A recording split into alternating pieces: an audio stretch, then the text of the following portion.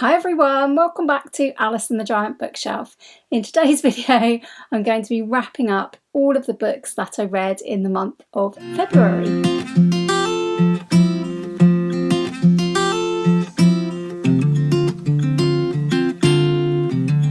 Hi everyone, welcome back to my channel, or welcome if you are new. My name's Alice and I have way too many books. And in February, it didn't feel like I was making very much headway with those way too many books, but I have managed to read some. It's just that I've also been buying some still. And I did make a book haul earlier in the month, but I have actually acquired a few more books since. As usual, in my wrap-ups, I'm going to be talking about the books that I read from my least favourite to roughly my most favourite. And before I do that, I will give you some stats. After I do that, I will let you know how things are going with the numbers on my giant TBR. More on that later. Let's start with the stats. So, reading definitely seemed to be going very, very slowly in February. I didn't really feel like I was reading in the same way that I normally do, so I was often watching TV shows instead of reading, and I just had various other things going on in life that meant I didn't get to as many books as I normally do. But that said, I did read 9 books thanks to finishing a book on the extra day we had in February, and of those books, one of them was an audiobook that I had been reading for a long time. 3 of them were graphic novels, 2 of them were books that I borrowed from the library, and that made 6 books that I read from my own giant bookshelf. As well as those books, I did dip into a lot of other books, so I felt like in February I started a lot of books that I then haven't finished, but I'm not DNFing them. I have read only about a chapter of Flight of the Falcon by Daphne du Maurier. I don't really know what happened with this one, but I just ended up not getting to it when I should have done, and I had other reading commitments, so it sort of fell by the wayside, and I'm hoping very much to pick that up again in March. I also picked up and haven't yet finished 2 books from the Women's Prize for Fiction long list. The reason it's 2 will become clear. So I started with Doppelganger by Naomi Klein, and hopefully I will finish this one soon. I am on to part 3, I believe, of this book, and it is definitely the sort of non-fiction book where it requires a lot of brain engagement from me, but I was enjoying it nonetheless. But I put this one on a bit of a pause because I wanted to start this one, Wifedom by Anna Funder, and that was because I was not able to renew this one at the library, whereas I actually was able to renew Doppelganger. So I'm going to be hoping to finish this in the early days of March so that I can get it back to the library and still have read it. I'm about 50 pages in, really enjoying myself with it so far. With my other ongoing projects, I made no progress whatsoever with Dombey and Son, which is the Charles Dickens book that I have been reading for quite some time now. Didn't have time to dip into it this month at all, and hopefully I will go back to it again in March. I did read 4 more episodes of Ulysses and started another one. I'm reading Ulysses with Gemma from Gemma Books, and I did also make some progress on my ongoing project to read Buffy the Vampire Slayer Season 8. I've got this in a big omnibus edition and I'm reading it with Jack from Spread Bookjoy. I also, in the month of February, started 2 audiobooks. One was The Last Remains by Ellie Griffiths, and was really enjoying this one so far. And I also started Tom Lake by Anne Patchett because I finally reached the top of the queue on Libby for this, and it's narrated by Meryl Streep, so I thought I would give it a go and started it straight away. I'm only a little way into that, but very much enjoying Meryl Streep's narration. On to the books that I actually have read all the way through, and we start with two of the graphic novels, both of which were Buffy graphic novels, but not Buffy season 8. This is the other Buffy graphic novel series that I've been reading. I think the main author is Geordie Belair, but there are a lot of different other artists in this as well. My least favourite read of the month was this one. I also read this one, and this one was called Hellmouth, a Buffy Angel event. I don't really understand why this comic series did this. This was supposed to be a crossover between the series I was already reading, which is just basically Buffy the Vampire Slayer, but reimagined as though it's set in present day rather than the 90s. I really enjoyed Volume 1. I thought Volume 2 was not as good. I thought Volume 3 was a lot less good, and I didn't really understand why Volume 3 didn't feature Buffy, and it didn't feature Buffy because it's supposed to be happening at the same time as this Hellmouth event. So this one didn't have the other characters from Buffy, it just had Buffy and Angel kind of in the Hellmouth. But it crossed over with Volume 3 that I'd read at Christmas time at the very end, and made everything kind of make sense again. I didn't love the art style of this particular comic. There are various artists who illustrate this series, but I wasn't a huge fan of this particular style. I just thought some of the characters, particularly Drusilla, just don't look anything like what I would expect them to.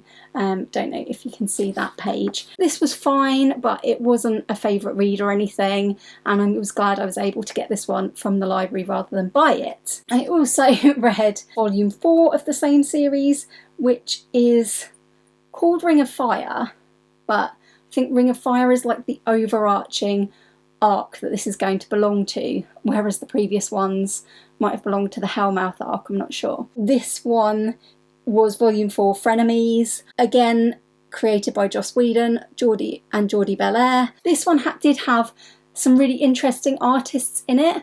It's a shame to me that it wasn't totally consistent. I suppose because these trade paperbacks gather together several comics, they do have different styles between the different comics. I really enjoyed the initial story in this, which was kind of an origin story for Kendra the Vampire Slayer, and I'm really interested in Kendra as a character, and it's interesting to see her getting more time in these comics than she maybe did on screen in the original series. My favourite artwork in this particular comic was this page that literally could be Sarah Michelle Gellar in Buffy. I thought this was absolutely great. Unfortunately, the rest of the artwork didn't really live up to that. There are variable results at making the characters look anything like their counterparts from the TV show, but that's okay. I thought the story is maybe starting to pick up in this one. Still not living up to the promise of the first volume, but hopefully it will pick up even further in Volume 5.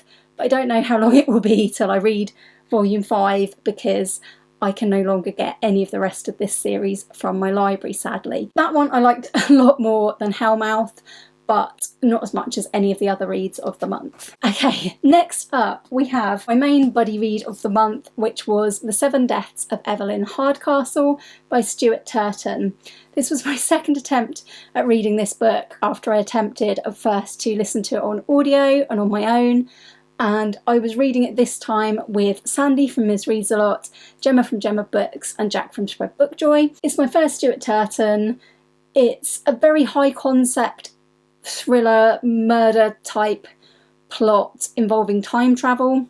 I don't really think I should get too into the plot of this one, because one, I don't think I can, because it's very convoluted in places and very complicated in other places. But yes, it's kind of a body hopping, time travelling murder mystery where our main character wakes up in a different body every day and attempts to solve the murder of Evelyn Hardcastle. Once we'd started this book, I don't think I was hugely in the mood for it, and that may have reflected badly on it. I do think that this is an excellent idea. I thought that for a lot of the book it kind of pulled off this body hopping, time travelling type element. It did make my brain hurt, but kind of in a good way. But towards the end I felt that it just didn't quite pull off what I hoped it was going to pull off. I wanted to keep reading this at all times because I wanted to know the outcome of the mystery, and the outcome of the mystery didn't fully satisfy me. I had guessed some elements, and the elements that were just impossible to guess were not hugely satisfying to me, and there were some points where I just didn't feel like I was able to suspend my disbelief any longer, having suspended it an awful lot. Yeah, this wasn't a favourite, but that's not to say it was a bad book, and I would say that Gemma enjoyed this more than I did.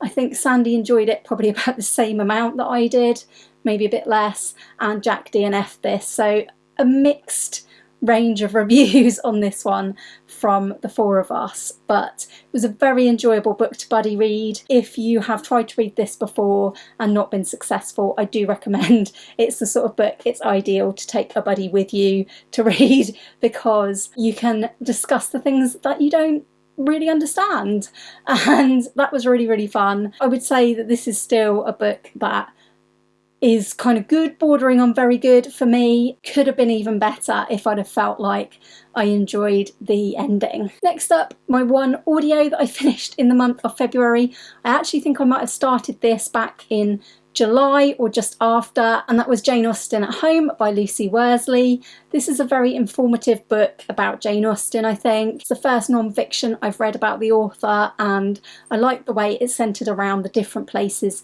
she had lived in her lifetime and linked that into her books, linked that into her life. I thought it was really, really interesting. I did enjoy the wealth of different information about Jane Austen and her family and acquaintances and friends, and it really did set up Jane Austen's life more clearly for me in my mind, and how that influenced her books, how she got her books published, and so on. So it was a really interesting read. I'm quite glad I took my time with listening to it and listened to it over a longer period, because yeah, it was just enjoyable to dip into, and it is a book I would probably revisit again.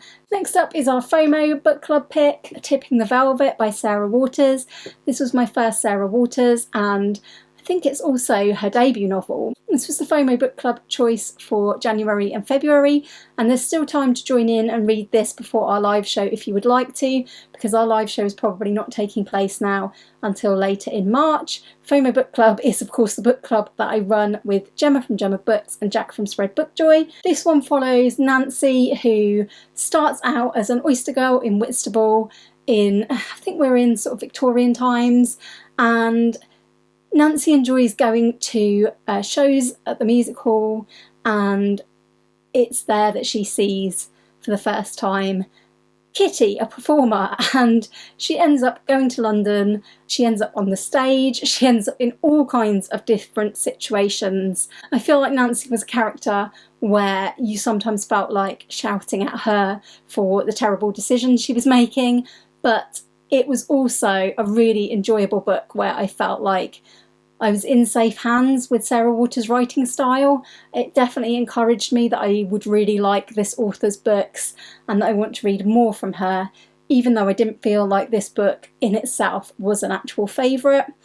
I enjoyed the first and last parts of this much more than the middle part, but I will discuss this more on our FOMO live show, but it was definitely a very good book. My next very good book was Amenable Women by Mavis Cheek. This was a bit of a leftover from January. I had started it in January for Ben Reads Good's Read Good Challenge. The prompt was Annuary, and you were supposed to read a book by an Anne. I actually read a book about an Anne. As you can see, Anne of Cleves is on the front of this one, and I thought that this was a really strange book but very interesting. So this combines the story of Flora, who is like a housewife in her 50s whose husband has just died, and she's not particularly too sad about that. Her aspect of the story is quite humorous in a way and kind of follows her in the first months and year of widowhood, and it follows her as she looks at her husband's papers and decides to take up a book he was writing about their local area and it has a mention of Anne of Cleves because she once lived there. And this sends Flora down a rabbit hole of researching Anne of Cleves. Her side of the story is often very, very silly, but what I really loved about this book was that Anne of Cleves' portrait, painted by Holbein, is like the star of the show here. And this sounds really weird, but Anne of Cleves' part of this story is told by her portrait. And I didn't think that that would work for me, but it really, really did. Highlights of this were definitely the parts of this told by Anne of Cleves' portrait. And I think that when I was reading the Six Tudor Queens book, I really enjoyed, although it's the book I stopped at, I really enjoyed learning a bit about Anne of Cleves through that fictionalised account. And there were certain aspects of it where it was a lot more fictional than the other Tudor Queens stories by Alison Weir, and I didn't particularly like that, but I did like the character of Anne of Cleves, and I liked her even more in this, and it made me really fascinated to find out more about Anne of Cleves. So yeah, I guess it did its job.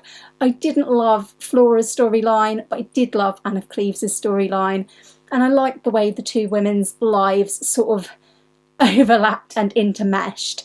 So yeah, if you're looking for a weird book with actually, I think, some probably quite historically accurate storyline about Anne of Cleves, then this could be a book for you. I very much enjoyed it, despite it being quite a strange combination of historical fiction and contemporary. So we're into books that I really, really enjoyed at this point, and I really, really enjoyed the next volume of Saga.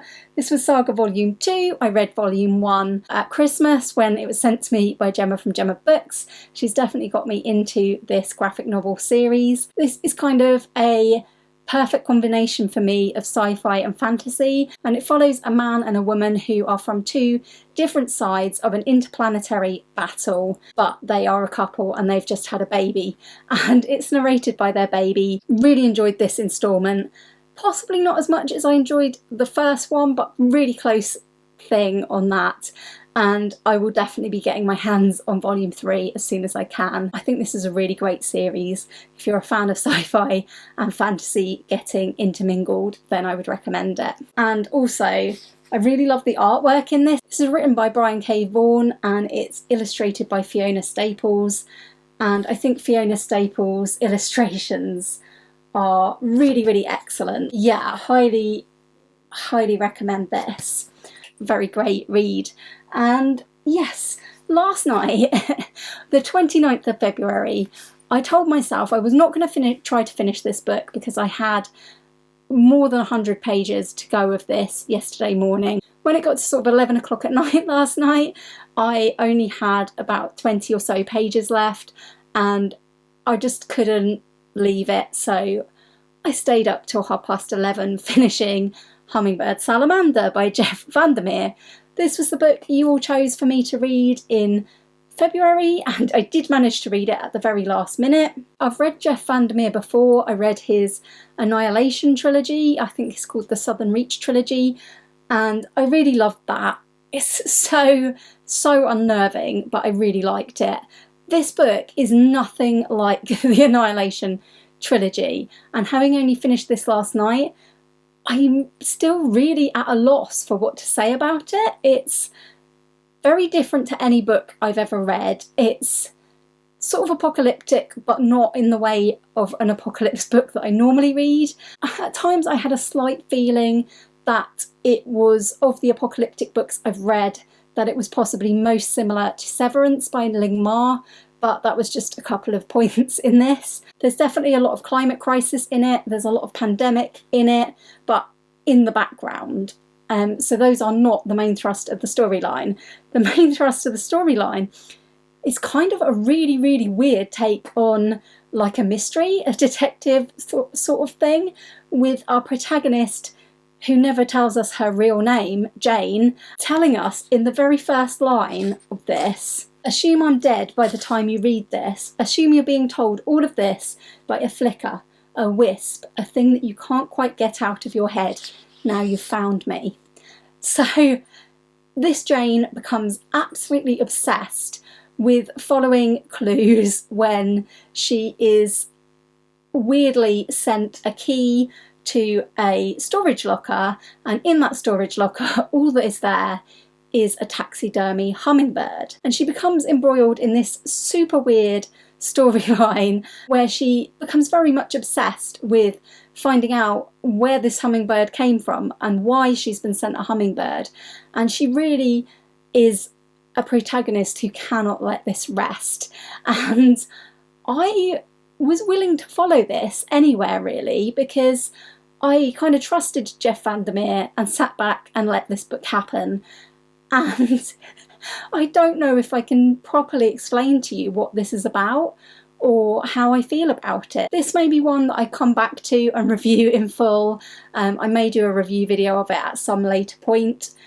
But yes, at this point in time, all I can really say is this was deliciously weird. And I think if, like me, you are a fan of apocalypse in books and also mystery and strangely compelling but unreliable possibly characters, then this might be a book for you. It's really does combine several things that I really, really like. But did I really, really like it? I think I really liked it, but I don't think I absolutely loved it. So it's not a 5-star from me, but I think it's a book that I will have to continue thinking about because it's very strange. If you've read Hummingbird Salamander, please do let me know what you made of this in the comments. Maybe let other people know if there's spoilers in your comment. Yeah, this was a very strange book. I would say a wild ride, but like at times it was very high action. At times it was like no action at all. Bit mystified, but very much enjoyed. I only had one favourite of the month in February and one 5-star read, and that was The Obelisk Gate by N.K. Jemisin. This is the second book in the Broken Earth trilogy, and I was reading it with Gemma from Gemma Books, and I immediately wanted to go on to The Stone Sky, the third book in the trilogy, which I haven't done yet. I can't really say too much plot-wise about The Obelisk Gate because it obviously continues on from the 5th season, the first book in the trilogy, and to say too much about this would really likely spoil the 5th season, and the 5th season is so good that you should probably just read it if you haven't. And I say that as not actually previously a fan of fantasy. I think this is probably going to become my favourite ever fantasy series. Again, it's kind of a fantasy series that touches on sci-fi and has drawn me in through being very apocalyptic. We're still following some of the same characters in this one, and a very interesting another perspective that we haven't had before, and I thought that this was a really great story. Both different perspectives really, really worked for me.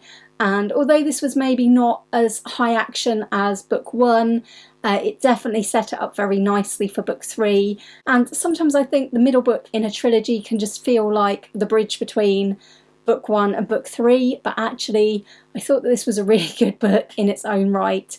Perhaps not as favourite as the first one, but really, really enjoyable nonetheless, and there were elements of it that I liked even more. That was my absolute top favourite of the month, and I highly recommend it to fantasy fans who have probably already read it, but I also recommend this trilogy so far to people who like sort of apocalyptic books as well and would like to get into fantasy. So that's all of the books that I read. All that remains is to talk about the giant TBR.